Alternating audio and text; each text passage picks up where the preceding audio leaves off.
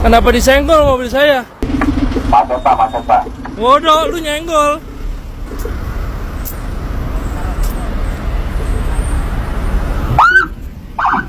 Tanggapan Kakor Lantas viral mobil patwal polisi senggol mobil saat kawal Range Rover plat dinas di Tol Tomang.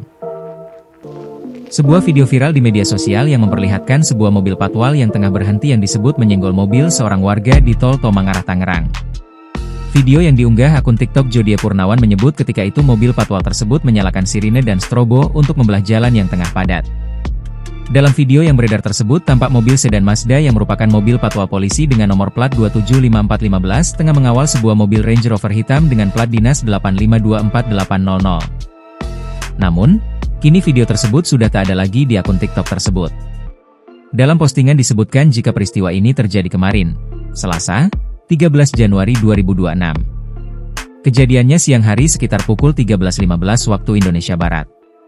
Kenapa disenggol mobil saya? Kenapa disenggol bang? Disenggol nih, kata perekam video. Dalam hal ini, polisi itu juga terdengar sudah meminta maaf menggunakan pengeras suara kepada warga yang protes.